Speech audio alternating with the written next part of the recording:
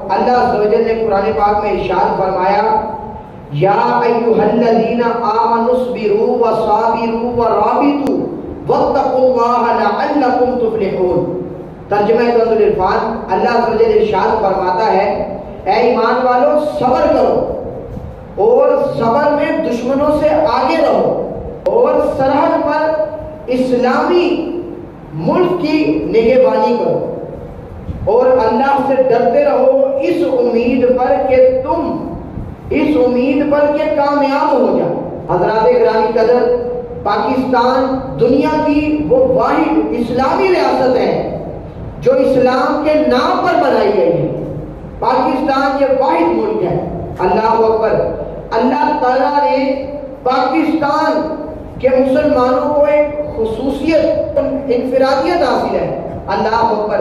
ذرا توجہ سے سنیے گا، جس طرح ہجرت مدینہ ہوئی، جب مکے والوں نے ظلم کیا، حضور تشریف فرما تھے، صحابہ موجود تھے، تو ان پر جب ظلم کیا گیا مکے کے اندر تو انہوں نے ہجرت کی اور ہجرت بھی مدینے کی طرف کی، ہجرت بھی مدینے کی طرف کی۔ اور آتا ہے کہ یہ بہت بڑی ہجرت تھی، ہجرت مدینہ۔ بڑے صحابہ مکہ کو چھوڑ کر مدینے کی طرف آ گئے۔ ہجرت مدینہ کے بعد جو سب سے بڑی ہجرت ہوئی وہ برے صغیر پاک و ہند میں، جب یہ انڈیا کے ساتھ ہندوؤں کے ساتھ جنگ ہوئی، تب اس کے بعد یہ سب سے بڑی ہجرت تھی جو ہمارے مسلمانوں نے ہجرت کی۔ جس بنیاد پر ہجرت مدینہ کی گئی تھی مکے سے مدینے کی طرف، یہی بنیاد جو ہم نے مسلمانوں نے ہجرت کی، یہ بھی اسی بنیاد پر تھی جو ہجرت مدینہ تھی۔ اللہ اکبر۔ ہجرت پاکستان میں مسلمانوں کا نظریہ ایک ہی تھا۔ ہجرت مدینہ جو تھی نہ تو نسل کی بنیاد پر تھی کہ مکے سے جب مدینے کی طرف آئے نا صحابہ اور اہل بیت اطہار، نبی پاک علیہ الصلوۃ والسلام کے خاندان والے اور جتنے بھی جو مسلمان تھے، وہاں سے جب نکلے مکے سے تو ان کی جو بنیاد تھی وہ یہ نہیں تھی کہ نسل پر، نہ یہ تھی نہ نسل پر، نہ رنگ روپ پر کہ اس وجہ سے ہم کہہ رہے ہیں کہ ان کا رنگ روپ، نہ بلکہ فرمایا نہ وطن کی بنیاد پر ہوئی، نہ زبان کی بنیاد پر ہوئی، بلکہ کس بنیاد پر انہوں نے مکے سے مدینے کی ہجرت کی؟ بنیاد یہ تھی لا الہ الا اللہ، کہ اللہ کے سوا کوئی عبادت کے لائق نہیں ہے۔ یہ نظریہ بنیاد تھا، یہ بنیاد تھی۔ اللہ اکبر۔ اور بالکل اسی طرح آپ دیکھیں کہ پاکستان بھی نہ تو نسل کی بنیاد پر بنا، نہ رنگ کی بنیاد پر بنا، اور نہ ہی برادری کی بنیاد پر بنایا گیا، بلکہ اس کی بھی بنیاد یہی تھی کہ یہاں پر بھی ہم لا الہ الا اللہ کی صدائیں لگا سکیں اور ہمیں کوئی روکنے والا نہ ہو، یہ بنیاد تھی۔ اور دو قومی نظریے کے بانی برے صغیر پاک و ہند میں دو قومیں آباد تھی، برے صغیر پاک و ہند میں دو قومیں آباد تھی، ایک قوم تھی ہندو اور ایک تھی مسلمان، یہ دو قومیں تھیں۔ تو ایک مسلمان اور دوسرے ہندو تھے، تو لہذا جب مغل بادشاہ کا دور آیا نا، اکبر الہ آبادی، اس کا بڑا نام رہا، مغلوں کے دور میں اس کا بڑا نام تھا، تو جب اس کا دور آیا تو یہ وہ دور تھا کہ اس میں رام جو ہندوؤں کا رام ہوتا ہے، رام اور رحمان میں کوئی فرق نہیں رہ گیا۔ رام اور رحمان ان دونوں میں فرق کو ختم کرنے کی ناپاک کوشش کی جا رہی تھی، اور جب مسجد اور مندر میں فرق مٹانے کی تدبیریں کی جا رہی تھی کہ مسجد بھی ایک ہی ہے، مندر بھی ایک ہی ہے، لہٰذا جو مرضی آئے وہ کرتا جائے، یہ اس پر کوششیں کی جا رہی تھی۔ اور آتا ہے جب سورج اور خالق سورج کی عبادت کو ایک حیثیت دینے لگے، مطلب جو لوگ سورج کی عبادت کرتے تھے اور خالق سورج یعنی اللہ عز و جل جس نے سورج کو پیدا کیا، سورج کو بنایا ہے، ان کو ایک ہی بنیاد پر رکھا جاتا کہ یہ ایک ہی لوگ ہیں، حالانکہ یہ تو ایک الگ الگ قوم ہے، الگ الگ لوگ ہیں، وہ سورج کی عبادت کر رہے ہیں اور اللہ عز و جل خالق سورج ہے، وہ تو مالک ہے، اس نے ہی سورج کو بنایا ہے۔ اور سب سے بڑی ان کی ناپاک کوشش یہ تھی کہ جب محمد عربی صلی اللہ تعالی علیہ وآلہ وسلم کی ولادت ہوئی نا، اس دن کو اور ہندوؤں کے سانگ گنائیا، یہ ہندوؤں کا بہت بڑا ایک لیڈر تھا، اس کو اور نبی پاک علیہ السلام کے دن منانے کو ایک ہی رفت دے رہے تھے کہ اس دن ہی حضور کی بھی ولادت ہوئی، اس دن ان کی بھی ہوئی، دونوں کو ایک ہی دن عزت و اکرام دے رہے ہیں۔ تو یہ ناپاک کوشش کی جا رہی اور عظمت و رفت ایک ہی ترازو میں تولے جا رہے ہیں، اتنی بڑی جسارت کی جا رہی تھی۔ یہ ہند کے اندر یہ کام ہو رہا تھا، برے صغیر پاک و ہند میں، جب ابھی پاکستان نہیں بنا تھا تو یہ نظریہ لوگوں کا قائم کیا جا رہا تھا۔ تو آتا ہے جب ایک اور یہ ان کی ناپاک کوشش، جب آب زمزم اور گائے کے موتر کو ایک جیسے تبرک کا درجہ دینے لگ گئے، ایک جیسا درجہ دینا شروع ہو گئے، اللہ اکبر، تو ان تمام فرسودہ تصورات کا راستہ روکنے کے لیے کون سامنے آیا؟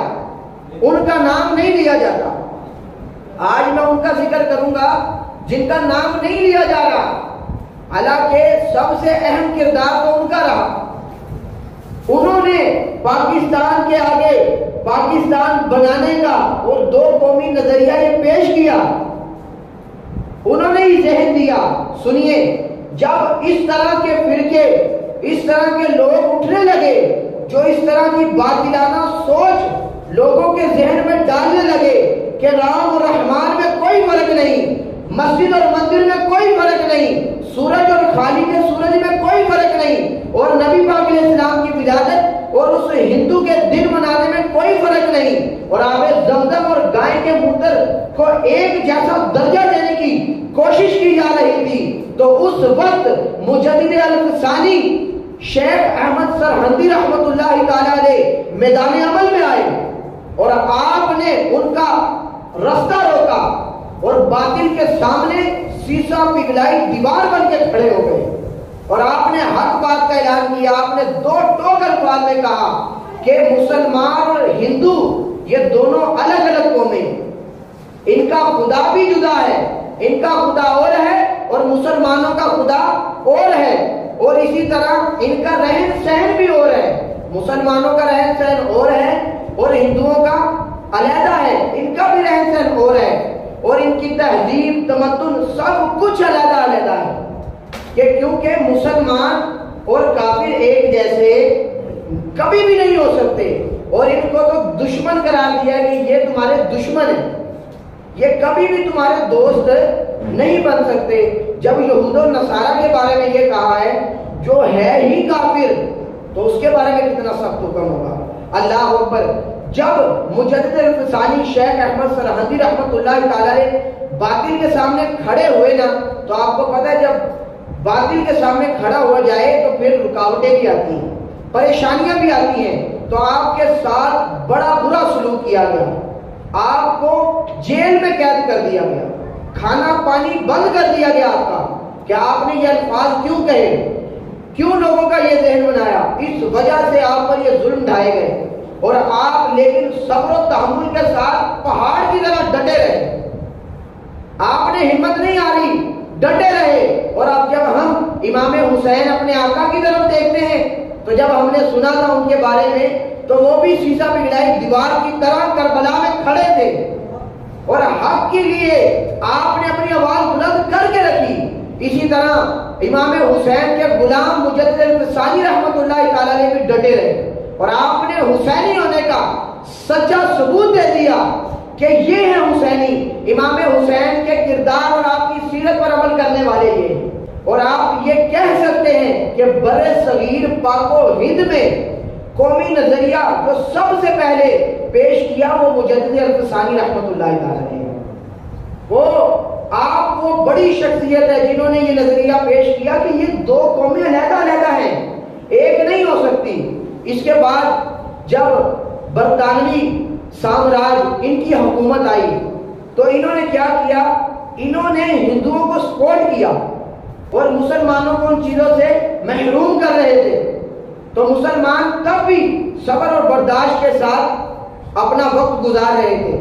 لیکن جو ہمارے علماء کرام مشائخ اہل سنت وہ حق بات پر ڈٹے رہے اور حق کی آواز کو بلند کرتے رہے، اور آتا ہے کہ ان دو قومی نظریے کی اہمیت کو اجاگر وہ کرتے رہے آخری وقت تک۔ اور ان کے بعد اعلیٰ حضرت مجدد دین و ملت پروانہ شمع رسالت الشاہ امام احمد رضا خان رحمۃ اللہ تعالی علیہ فاضل بریلوی رحمۃ اللہ تعالی علیہ نے تحریک خلافت لاہور اور ایک انجمن حمایت اسلام کے پلیٹ فارم پر اپنی تحریروں کے ساتھ، اپنے قلم کے ساتھ، اپنی تقریروں کے ساتھ آپ نے بھی یہ بتایا کہ مسلمانوں کے لیے الگ ملک قائم کرنے کا مطالبہ کر دیا۔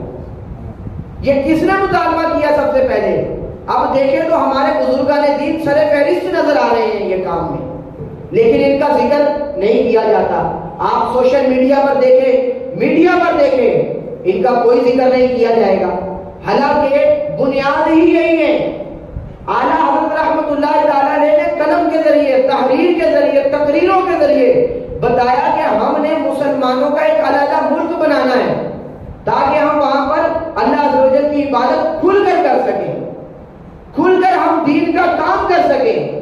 تو جب یہ مطالبہ جب کیا تو یہ بات ڈاکٹر علامہ اقبال آپ تک پہنچی، اعلیٰ حضرت کی بات، اور ڈاکٹر علامہ اقبال اعلیٰ حضرت رحمۃ اللہ تعالی سے بے حد متاثر تھے۔ آپ نے فوراً اس کو نوٹ کیا اور آپ نے اس کو لوگوں میں بیان کیا، قومی نظریے کے تصور کو اپنے کلام کے ذریعے اور اجاگر کیا۔ علامہ اقبال نے جو اعلیٰ حضرت نے دیا اس کو اور اجاگر کیا کہ ہم نے ایک علیحدہ اپنا ملک بنانا ہے۔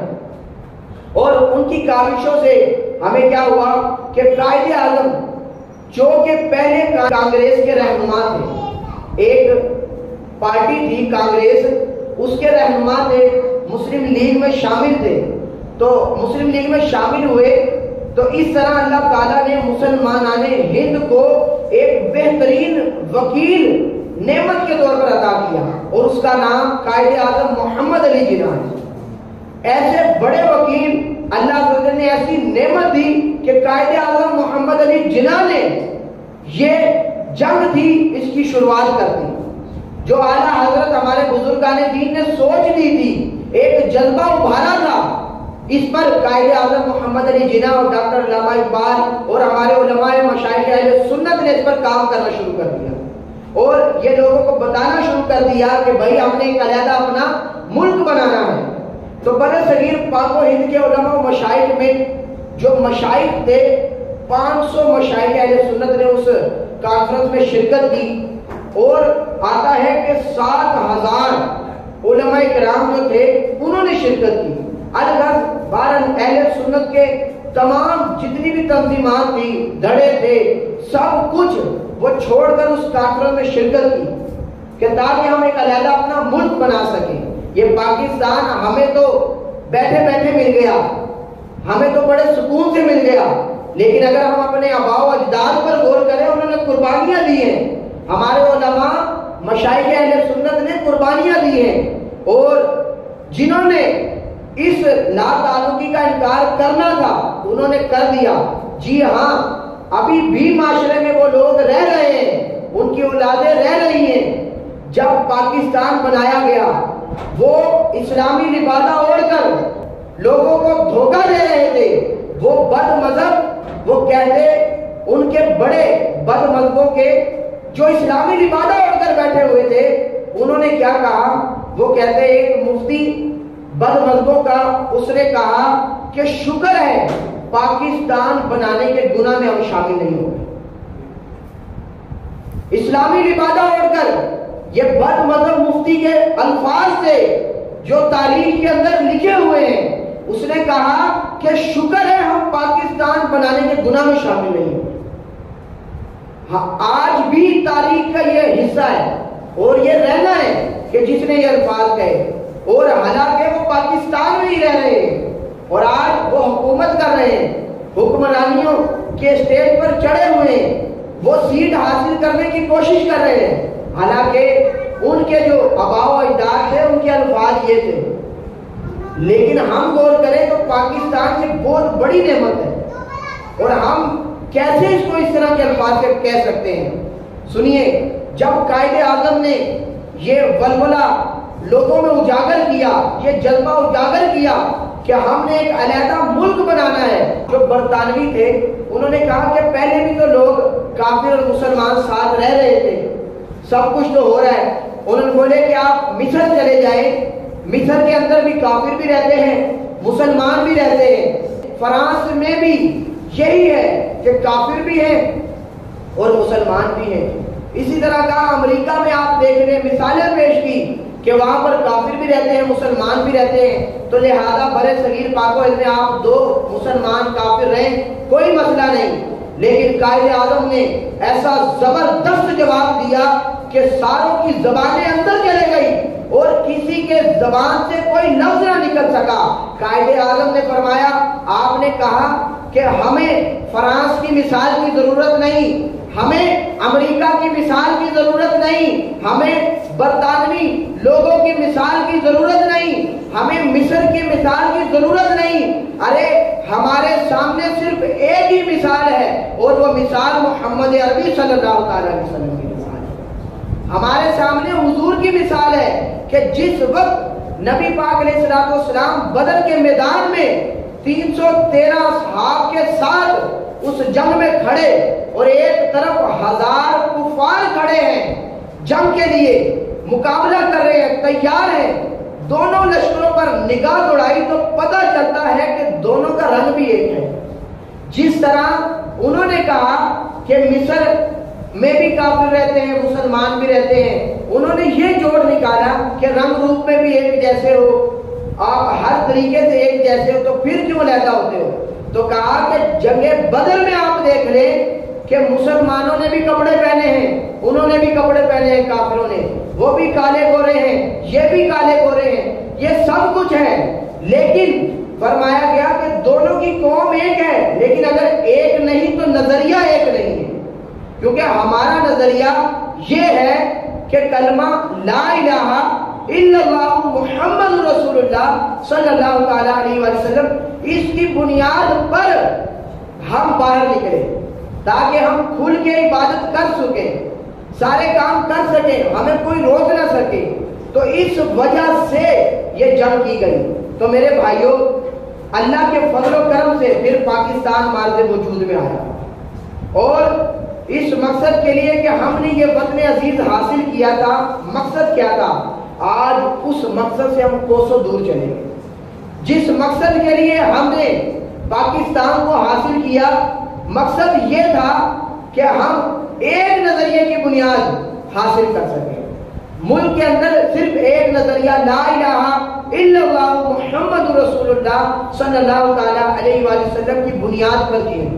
لیکن آج دیکھیں تو ہمارے معاشرے میں کتنے فرقے بن چکے ہیں، کتنی ٹولیاں بن چکی ہیں، کتنی جماعتیں بن چکی ہیں، اور کوئی دیکھے تو مختلف فرقوں سے فرق کر رہا ہے، کوئی مختلف جماعتوں سے فرق کر رہا ہے، کہیں صوبائیات کے تعصب میں مبتلا لوگ ہیں تو کہیں زبانوں کی بنیاد پر لڑا جا رہا ہے کہ یہ پٹھان ہیں، یہ پنجابی ہیں، یہ اردو ہیں، اس کو بنیاد بنا کر آپس میں لڑ رہے ہیں۔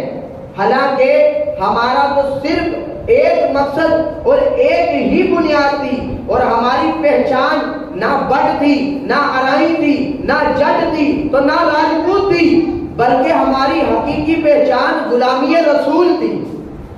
ہماری حقیقی پہچان ہی غلامی رسول تھی، کہ اس لیے ہم نے اس وطن کو حاصل کیا تھا کہ ہم حضور کے غلام بن کر جیے۔ لیکن ہم نے آپس میں ہی اتنی نفرتوں کو ابھار لیا ہے، آپس میں ہی لڑے جا رہے ہیں، تو ہم کیا کفار سے مطالبہ کریں؟ اللہ تعالیٰ ارشاد فرماتا ہے، ان اللہ لا یغیر ما بقوم حتی یغیروا ما بانفسہم۔ اللہ تعالیٰ نے بیان فرما دیا کہ قوم زوال کی طرف کیسے جاتی ہے، قومیں زوال کی طرف کیسے جاتی ہیں۔ سنیے، بے شک اللہ کسی قوم سے اپنی نعمت نہیں بدلتا جب تک وہ خود اپنی حالت نہ بدل دے۔ اللہ تعالیٰ تب تک ان سے نعمت نہیں چھینتا، نہیں بدلتا جب تک وہ خود اپنی حالت نہ بدل دے۔ خود غلط کرتوتوں میں چلی جاتی ہے تب اللہ تعالیٰ نعمتیں بھی چھین لیتا ہے۔ تو تفسیر صراط الجنان میں لکھا ہے کہ اسی آیت میں قدرت کا ایک قانون بیان کیا گیا ہے. اللہ پاک اس وقت تک کسی قوم سے اپنی عطا کردہ نعمت واپس نہیں لیتا جب تک وہ قوم خود اپنے اچھے برے اعمال سے تبدیل نہ کر دے. جب وہ برے اعمال سے تبدیل کر لیتی اللہ عز و جل اس سے وہ نعمت چھین لیتا ہے. اب اس کی طرف اگر ہم غور کریں کہ قوموں کی زوال کی تاریخ دیکھ لیں ہم کہ جتنی قومیں آئیں وہ زوال کی طرف گئی تو وجہ کیا بنی. سنیے, قوم عاد انہیں طاقت عطا ہوئی, دولت سے نوازا گیا, لیکن جب انہوں نے نافرمانی کی, نعمتوں کی ناقدری کی تو رب کا حال ان پر آندھی کا عذاب نازل کر. کیوں؟ انہوں نے نعمت کا شکر ادا نہیں کیا. قوم سمود وہ فن تعمیر کی ماہر قوم تھی, تعمیر کرنے میں یہ بڑی ماہر قوم تھی. اللہ پاک نے نعمت عطا فرمائی, طاقت دی, مال اور دولت سے نوازا اور دنیا میں عزت عنایت فرمائی, مگر یہ سرکش قوم نکلی. انہوں نے ناشکری کی اور اللہ عز و جل نے پھر انہیں شدید زلزلے میں تباہ کر دیا. اللہ عز و جل نے نعمت دی لیکن انہوں نے شکر ادا نہیں کیا. شداد, نمرود, فرعون, ان کو کتنی دولت دی, کتنا مال تھا انہوں نے, لیکن انہوں نے ناشکری کی اور خدا کا بندہ ہونے کے باوجود خدائی کا دعویٰ کر دیا. تو اللہ عز و جل نے انہیں تباہ و برباد کر دیا اور بنی اسرائیل انہیں فرعون سے آزادی دی گئی اور ان کو مصر کی حکومت عطا کی گئی, لیکن انہوں نے پھر ناقدری کی تو اللہ عز و جل نے ان پر ذلت کا عذاب مسلط کر دیا. اور سبا عرب کا ایک قبیلہ ہے, ادھر آتا یہ لوگ اللہ پاک کے نبی حضرت ہود علیہ السلام کے اولاد میں سے تھے. یہ یمن کی ایک بستی میں رہتے تھے. اللہ پاک نے انہیں بڑے انعامات دیے, بڑے انعامات دیے. آتا ہے کہ وہاں کا جو موسم ہوتا تھا نہ زیادہ سردی ہوتی تھی نہ گرمی ہوتی تھی, ایک نارمل انداز میں موسم رہا کرتا تھا. ان کو ایسا موسم دیا اور آتا ہے کہ ادھر پھل اتنے انواع اقسام کے تھے, اتنے زیادہ تھے کہ پھل خود بخود نیچے گر جایا کرتے تھے, اتارنے بھی نہیں پڑتے تھے. اور آتا ہے کہ اگر کوئی ٹوکرا سر پر رکھ کے خالی صرف وہاں سے گزر جاتا تھا وہ ٹوکرا پھل سے بھر جایا کرتا تھا. اور آتا ہے کہ اسی بستی یمن کے اندر 13 انبیاء کرام علیہ السلام ہیں. کتنے؟ 13 انبیاء کرام علیہ السلام ایک کے بعد آتے گئے ان کی تربیت کے لیے. سوچے 13 انبیاء کرام علیہ السلام ایک ہی بستی پر آتے گئے, لیکن انہوں نے کیا کیا؟ جھٹلا دیا. انہوں نے نبی ہونے کا انکار کر دیا کہ نہیں آپ نبی نہیں ہیں. انہوں نے جھٹلایا, تکبر کیا, کفر میں مبتلا رہے اور انبیاء کرام علیہ السلام کی بے ادبی کرتے رہے. تو اللہ عز و جل نے جب ان کو اتنے انعامات دیے, اتنی نعمت دی, تب انہوں نے انکار کر دیا تو اللہ عز و جل نے ان پر پھر قہر نازل فرما دیا. اللہ پاک نے ان پر سیلاب کا عذاب نازل بھیجا جس سے ان کے باغات, سب مکان, سب کچھ غرق ہو گئے. تو پیارے بھائیوں, جب اللہ عز و جل نعمت دیتا ہے تو اس کی ہمیں قدر کرنی چاہیے. اللہ عز و جل گویا فرما رہا ہے ہم تو مائل کا کرم ہے, کوئی سائل ہی نہیں, کوئی سوال کرنے والا ہی نہیں. ہم تو مائل کا کرم ہے, کوئی سائل ہی نہیں. راہ دکھلائے کسے, کوئی راہ رہے منزل ہی نہیں. کس کو راہ دکھائیں؟ کوئی آ ہی نہیں رہا کہ مجھے سیدھا رستہ دکھا دو. تو لہذا پیارے بھائیوں ہمیں سیدھا رستہ اختیار کرنا پڑے گا. اور 14 اگست پاکستان کا یہ 75واں سال ہے یوم آزادی کا. 75 سال ہو گئے اس تاریخ کو. اللہ پاک نے ہمیں اتنی بڑی نعمت پاکستان دیا ہے اور برے صغیر مسلمان پاک و ہند میں جو مسلمانوں نے غلامی کی وہ 100 سال کی ہے. 100 سال غلامی کے بعد پاکستان کو یہ عزت ملی اور پاکستان ایک علیحدہ ملک بننے میں کامیاب ہو گیا. اور پاکستان کا مطلب کیا تھا جو آپ سب نے دہرانا میرے ساتھ؟ پاکستان کا مطلب کیا؟ پاکستان کا مطلب کیا؟ کون ہمارے رہنما؟ محمد رسول اللہ صلی اللہ تعالی علیہ وآلہ وسلم. اور یہ یاد رکھیے گا پاکستان جو بنایا گیا, یہ قائد اعظم نے تقریر کی تھی لوگوں کے اندر, ہمیں اپنی پاکیزہ کتاب قرآن کریم کی طرف واپس پلٹنا ہوگا, ہمیں حدیث شریف اور اسلام کی تعلیمات کی طرف دوبارہ رخ کرنا پڑے گا, اور ان میں ہماری رہنمائی کے لیے سب کچھ موجود ہے. یہ قائد اعظم نے الفاظ کہے تھے. سب کچھ موجود ہمیں قرآن پاک میں مل جائے گا، لیکن کیا ہم غور کریں عاشقان رسول؟ کیا ہم اس پر پورا اتر رہے ہیں؟ کیا ہمارا چال چلن، ہمارا رنگ ڈھنگ، ہمارا طور طریقہ اسلامی ہے؟ نہیں. پاکستان اس لیے آزاد کروایا گیا تھا تاکہ ہم نمازیں پڑھ سکیں. کیا ہم نمازیں پڑھ رہے ہیں؟ پاکستان اس لیے آزاد کروایا گیا تھا تاکہ ہم روزے رکھ سکیں رمضان کے. کیا ہم رمضان کے روزے رکھ رہے ہیں؟ کیا شریعت کے مطابق عمل کر رہے ہیں؟ اگر ہم غور کریں تو واقعی ہم نہیں عمل کر رہے. تو پیارے بھائیوں، ہمیں غور کرنا پڑے گا، ہمیں سوچنا پڑے گا. پاکستان تو اس لیے بنایا گیا تھا اور ہم ملک پاکستان میں رہ کے آزادی کے نام پہ جی رہے ہیں، لیکن ہم نمازیں نہیں پڑھ رہے. ہم شریعت کے احکام سے دور ہو چکے ہیں. تو ہمیں اس پر غور کرنا پڑے گا. تو پیارے بھائیوں، ایک اور بات کہ جیسے ہی 14 اگست کا دن لگتا ہے، جیسے ہی 12 بجتے ہیں، آپ نے دیکھا ہے کہ ہمارے ہی ملک کے نوجوان روڈوں پر نکل جاتے ہیں، فائرنگ کرتے ہیں، ہلا مچاتے ہیں، شور کرتے ہیں، ون ویلنگ کر کے اپنی جان دے دیتے ہیں اور ذلت کی موت مرتے ہیں. کیا پاکستان جو آزاد ہوا تھا اس لیے ہوا تھا کہ ہم ایسے کام کریں؟ تو ہمیں اس حالت پر غور کرنا ہے. اپنے بچوں کو، اپنے بھائیوں کو، نوجوانوں کو اس چیز سے روکنا ہے کہ پاکستان تو یوم تشکر ہے، ہمیں شکر ادا کرنا ہے کہ یا اللہ تیرا شکر ہے تمہیں پاکستان جیسی نعمت عطا فرمائی. 4 چیزیں فرمایا گیا کہ یہ آپ اس کو اپنا لیں، یہ 4 چیزیں اس پر عمل کر لیں، یہ اصل امت مسلمہ ہے. پہلی چیز خیر الامم، یعنی بہترین امت کہا گیا ہے. بہترین امت کہا گیا ہے حضور کی امت کو، بہترین امت. تو لہذا ہم نے بہترین امت بننا ہے اور بہتر ہونے کا ہم نے ثبوت دینا ہے. اور اسی طرح اپنے اخلاق کو بھی ہم نے اچھا کرنا ہے.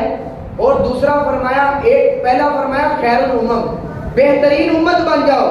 دوسرا فرمایا نیکی کی دعوت دینے والے بن جاؤ، نیکی کی دعوت دینے والے بن جاؤ.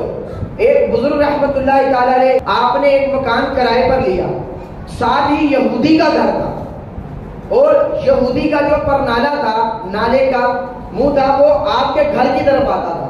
وہ یہودی جان کر گن اور غلاظت آپ کے گھر پہن دیتا، لیکن آپ نے ایک دفعہ بھی اس کو اف نہیں کہا. یہودی خود ہی آ کے ان کے پاس آ گیا، عرض کی حضور آپ کے گھر یہ گندا پانی آتا ہے، غلاظت آتی ہے، آپ کو غصہ نہیں آتا؟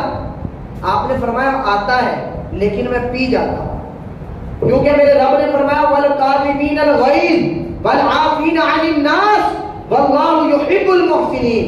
اللہ نے فرمایا اور غصہ پی جانے والے اور درگزر کرنے والے، وَاللَّهُ يُحِبُّ الْمُحْسِنِينَ، اور اللہ کو احسان کرنے والے بہت زیادہ محبوب ہیں.